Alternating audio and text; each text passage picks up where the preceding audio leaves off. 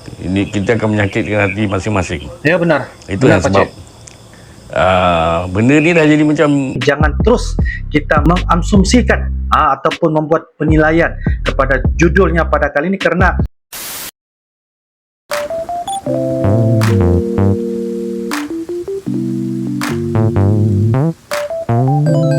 halo guys, assalamualaikum warahmatullahi wabarakatuh dan salam sejahtera guys. Welcome back to my YouTube channel guys. Apa kabar kepada kalian yang tengah menonton? Semoga kalian yang tengah menonton ini berada dalam keadaan sehat-sehat saja. Pada hari ini guys, kita akan teruskan pada bakal video reaction Uncle, yaitu dengan judulnya Apa Benar Indonesia Itu Miskin? Dan ini merupakan dari channel, yaitu channel Pakcik Zainal Abidin Tahir. Jangan lupa guys, seperti biasa, like, comment, share dan juga subscribe di dalam channel ini. Jadi guys, apapun kita akan semak di video pada kali ini, jangan terus kita mengasumsikan ataupun membuat penilaian kepada judulnya pada kali ini, kerana ini adalah sebagai salah satu untuk kita tambahkan edukasi dan juga pengetahuan. Dan untuk pengetahuan kepada semua kalian yang tengah menonton, Pakcik Zainal Abidin Tahir berasal dari negara Malaysia guys, yaitu salah satu juga yang sentiasa membahaskan tentang Malaysia dan juga Indonesia. Dan begitu juga Pakcik Zainal Abidin Tahir ini juga pernah menyambut kedatangan dan juga meraihkan kedatangan YouTuber dari negara Indonesia. Pernah bersama-sama bersama dengan teman-teman Uncle juga, walaupun Uncle tidak pernah ketemu dengan Pakcik Zainal Abidin Tahir, tetapi dalam apa yang Uncle dapat melihat video-video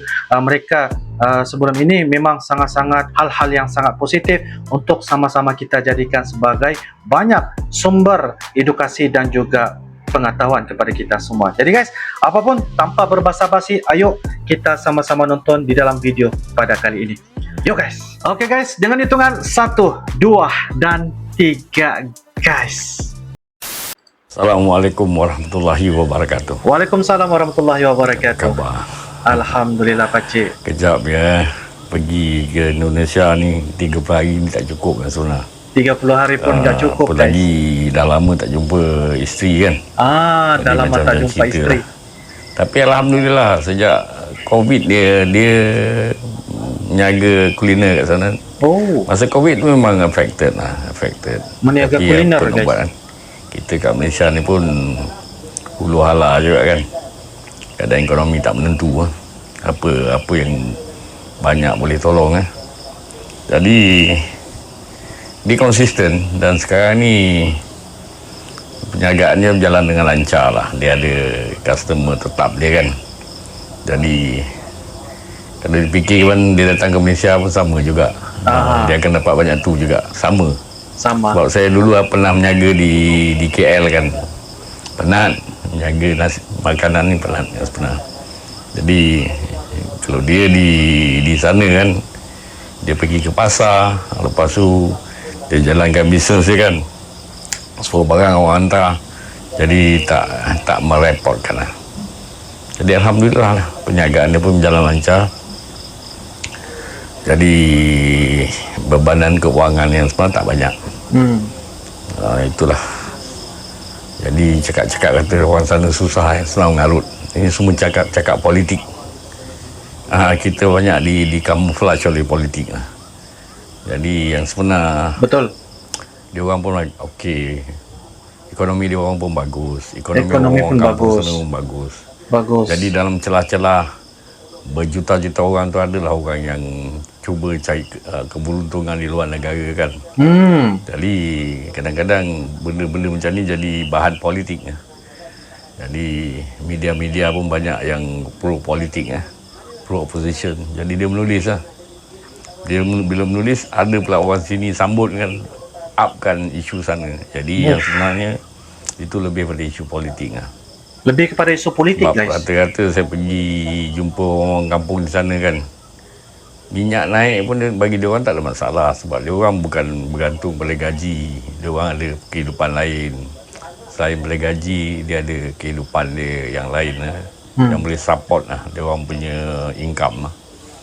Walaupun terdengar lagi rendah pada Malaysia kan, tapi kos hidup sana murah. Cuma kalau setengah barang lah agak mahal lah. Macam daging, walaupun daging tu diorang ternak sendiri kan, harga di pasaran tu tinggi. Oh, Sama juga dengan ayam, walaupun diorang ternak ayam sendiri kan, tapi harga di pasaran tu agak tinggi jugalah. agak tinggi juga. Jadi yang sebenarnya menguntungkan penternak, menguntungkan petani. Jadi tak semestinya benda tu mahal dia orang tak mampu nak makan kan. Mampu, ada cara dia. Ada caranya. Jadi dia orang ni very resilient.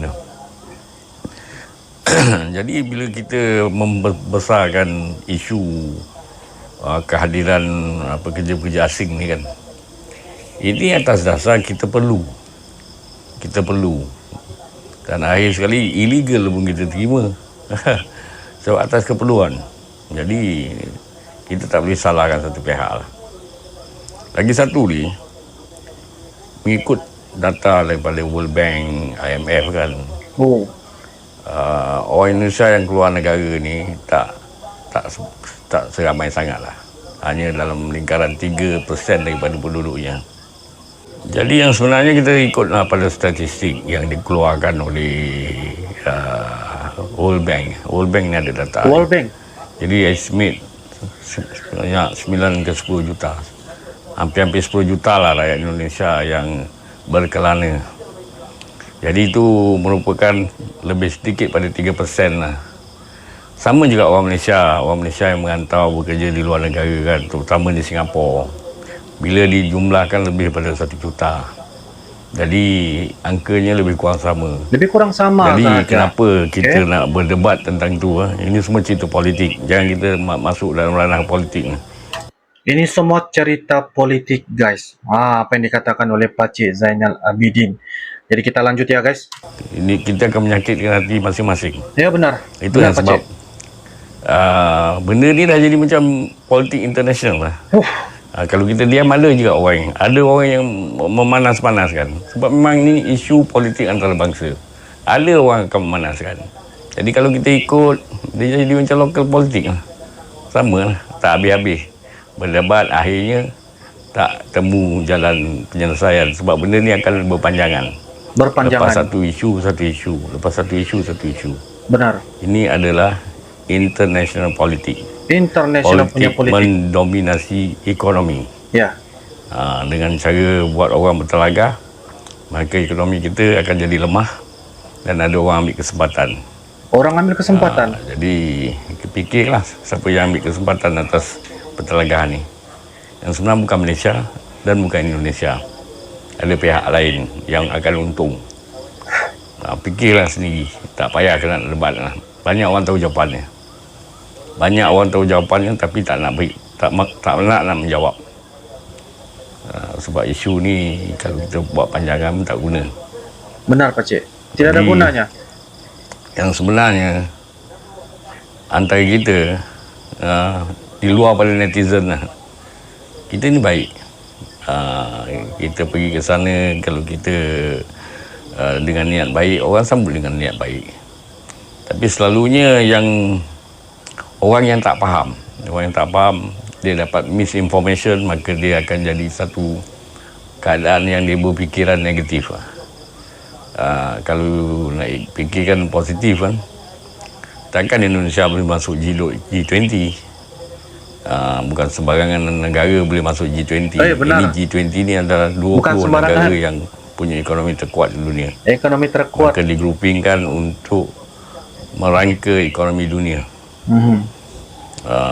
Jadi bukan sembarangan. Jangan kita ambil isu yang terpencil, desa-desa yang ketinggalan, kita upkan isu dia. Jalan-jalan yang rosak, kita upkan isu dia. Orang-orang yang ini semua benda-benda yang dia copy and paste lah. Ambil satu isu naikkan, berulang-ulang. Kalau nak ikutkan kemakmuran Indonesia ni di tangga Regiterm Prosperity Index tinggi. Dia bawah sikit pada China lah. Ada di data dia. Dan di kalangan ASEAN, Singapura nombor 1, Malaysia nombor 2, Indonesia nombor 3, Thailand nombor 4, Vietnam nombor 5. Itulah urutannya. Jadi janganlah kita ambil isu-isu daripada mana-mana media yang suka mengendah-kendahkan Indonesia kan, atas sebab alasan tertentu. Sebab Indonesia ni sedang naik dengan cepatnya. Dan sekarang Indonesia sudah jadi ekonomi nombor 7 secara GDP Purchasing Power Parity. Nombor 7 di dunia. Nombor 7 di dunia, guys. Ini adalah data yang diambil oleh Pakcik. Jadi kita akan sama-sama lihat ya bagaimana ya apa yang dinyatakan, dijelaskan itu semuanya menurut berdasarkan kepada fakta-fakta yang telah pun ya kajian, pencarian dari apa yang Pakcik Zainal Abidin katakan. Jadi ini adalah menurut apa yang diperkatakan ataupun apa yang dibilangkan oleh Pakcik Zainal Abidin, guys, tentang ekonomi Indonesia. Secara jujurnya tangga yang ketujuh kalau kita dapat lihat data yang diberikan oleh Pakcik ini, guys. Dia akan naik sampai ke peringkat nombor 4 di tahun 2030. Satu Akan naik lagi, pencapaian guys. yang sepatutnya kita kena respect. Satu pencapaian yang sangat Tak kita menunjukkan respect. kita ni di bawah. Kita punya pendapatan per kapita yang tinggi. Jadi seharusnya kita satu level lah. Sebagai ekonomi besar dia di atas kita, tapi sebagai kita ambil keseluruhannya kan, kita kena ambil sikap yang kita ni sama. Jangan kita mengendahkan. Ini yang masalah ni. Sebab apa? Bila kita mengendahkan, ada banyak kawasan-kawasan di Indonesia ni, terutama di Jawa Barat kan, yang ekonomi dia orang tinggi. Dia orang terasa terhina. Sebagai satu negara besar diremehkan oleh negara kecil. Jadi kita kena ambil sikap di mana kalau kita nak buat perbandingan apple to apple. Makna kalau kita sebagai negara yang punya penduduk 30 juta, kita kena bandingkan diri kita dengan Taiwan, dengan Sri Lanka, dengan Jamaica, dengan Iraq, benar, dengan Kazakhstan. Itulah sepatutnya kita buat perbandingan. Jangan kita buat perbandingan dengan negara yang jauh lebih besar. Betul. Dia tu satu league dengan Brazil, satu league dengan Mexico. Di mana penduduknya di atas 200 juta lah. Di atas dia satu 200 league dengan juta. Pakistan. Itu league dia. Bukan dengan kita. Kita ni satu league dengan Jabodetabek. Maaf cakap lah. Jadi selama ni kita bertelagah tak ada pasal kan. Ikut pada keadaan sebenarnya lah. Kalau kita pergi ke Indonesia kan, saya pergi ke sana, saya tak terasa saya pergi ke negara yang mundur. Dia orang maju. Saya tak terasa kita pergi ke negara yang miskin. Sebab banyak orang kaya di sana. Orang miskinnya ada, tapi secara persentasenya rendah. Secara persennya kalau rendah. Saya nak terperincikan, kalau ikut data statistik Indonesia, dia menunjukkan lebih kurang 10% rakyat dia miskin lah. Kalau ikut standard kita mungkin 15%, tapi itu jumlah yang rendah. Jangan kita nak besar-besarkan. Sebab apa? Banyak rakyat Indonesia tu kaya di atas kita. Lebih pada 50 juta rakyat Indonesia tu berpendapatan upper middle class. Dan jumlah tu akan meningkat tahun demi tahun. Tak heran kalau dalam masa 5-6 tahun lagi mungkin 100 juta rakyat Indonesia tu dalam kategori upper middle class. Jadi itu kita kena pandang lah. Jangan kita terikut-ikut dengan media yang pro barat ni. Media yang pro barat ni dia terikut-ikut dengan barat. Pandangan kita jangan ikut barat. Kita kena ikut sebagai negara ASEAN. Sebab opini ni selalunya dibuat oleh media barat. Jadi jangan kita ikut. Itulah sikit sebanyak yang saya nak luahkan hari ni. Terima kasih, Assalamualaikum Pakcik. warahmatullahi wabarakatuh. Waalaikumsalam warahmatullahi wabarakatuh, Pakcik. Oke guys, demikianlah sebentar tadi video dari channel Pakcik Zainal Abidin Tahir ya, menurut apa yang telah diperkatakan ya, hasil daripada data-data yang telah pun dikaji ya, data-data yang telah pun dijadikan sebagai satu edukasi untuk disampaikan kepada kita semua. Memang benar ya, karena Pakcik ini apa yang saya dapat lihat, beliau sangat berpandangan jauh, dan apa yang dikatakannya oleh beliau sebentar tadi itu merupakan janganlah kita mencari perbandingan. Manakah sama guys ya, kalau penduduk itu 300 juta, hampir 300 juta penduduk dibandingkan dengan 30 juta penduduk. Jadi apa yang dikatakannya itu hanyalah sebagai semata-mata politik. Jadi kalau ada perkara-perkara yang menjadikan bertelagah dan sebagainya di antara Malaysia dan juga Indonesia, pastinya itu tidak akan memberikan banyak keuntungan kepada kita semua di antara Malaysia dan juga Indonesia dan juga Malaysia.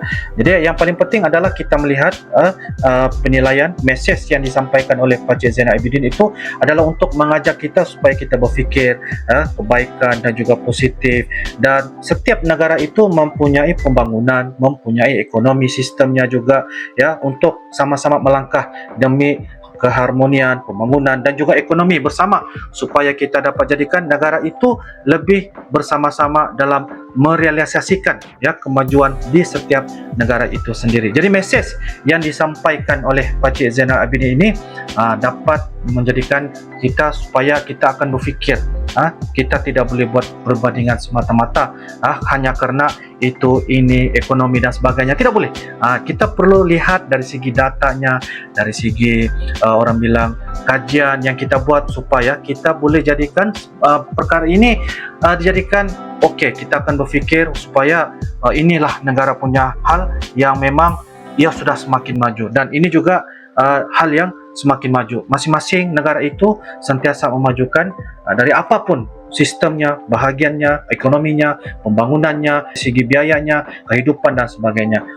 Jadi apapun guys, menurut apa yang dapat kalian ya merasai apa yang Pakcik Zainal Abidin katakan ya, message yang disampaikan, kalian boleh turunkan di ruangan kolom komentar. Sama-sama kita jadikan sebagai pengajaran, sama-sama kita jadikan sebagai satu kebaikan, supaya kita sentiasa berfikir yang lebih ke arah kepada positif sahaja guys. Guys, nah itu saja Drengkel reaction kita pada kali ini. Semoga ia bisa memberikan manfaat dan juga edukasi kepada kita semua. InsyaAllah Malaysia, Indonesia, Malaysia akan sentiasa terus maju ke hadapan, memupukkan silaturahmi. Jangan disebabkan oleh pihak yang ketiga yang sentiasa menjadikan bertelaga dan sebagainya. Yang beruntung adalah orang pihak ketiga, yang tidak menguntungkannya itu adalah kedua-dua negara ini. Guys, jadi apapun, terima kasih sekali lagi kepada Pakcik Zainal Abidin karena banyak memberikan edukasi dan juga pengetahuan. InsyaAllah guys,